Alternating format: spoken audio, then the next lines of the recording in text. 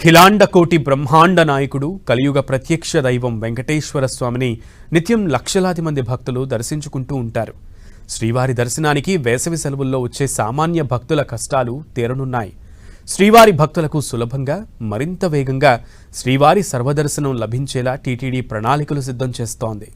వేసవి సెలవుల కారణంగా రానున్న 90 రోజులు సామాన్య భక్తులకే అధిక ప్రాధాన్యత ఇచ్చి వారికి త్వరితగతిన శ్రీవారి దర్శనం లభించేలా ఏర్పాట్లు చేస్తోంది టీటీడీ.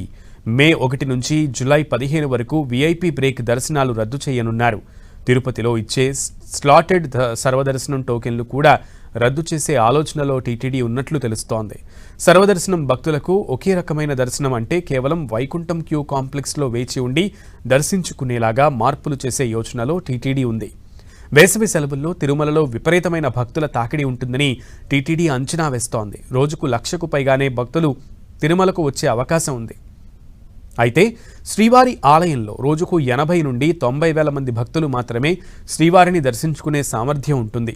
తిరుమలకు వచ్చేటువంటి సామాన్య భక్తులు స్వామివారి దర్శనానికి గంటల తరబడి వేచి ఉండకుండా దర్శించుకునే సమయాన్ని తగ్గించాలని టీటీడీ ఆలోచన చేస్తోంది. సామాన్య భక్తులు శ్రీవారి సర్వదర్శనానికి వేచి ఉండే సమయాన్ని తగ్గించి మరింత వేగంగా ఎక్కువ మందికి స్వామివారి దర్శనం కల్పించేలా చర్యలు తీసుకోనున్నారు. టీటీడీ అదనపు ఈవో వెంకయ్య చౌదరి ఇప్పటికే టీటీడీ ఉద్యోగులు ఇతర వర్గాల నుండి అభిప్రాయాలు సేకరించారు. మే 1 నుంచి జూలై 15 వరకు వీఐపీ బ్రేక్ దర్శనాలు రద్దు చేసి సామాన్య భక్తుల దర్శన సమయం పెరిగే విధంగా మార్పులు చేపట్టనున్నారు. ఈ మార్పుతో రోజు అదనంగా 15,000 మంది సామాన్య భక్తులకు స్వామివారి దర్శన భాగ్యం కలగనుంది. ఏ విధంగా సర్వదర్శనం భక్తులకు ఒకే రకమైన దర్శన విధానం ఉండేలా టీటీడీ ప్రణాళికలు రూపొందిస్తుంది.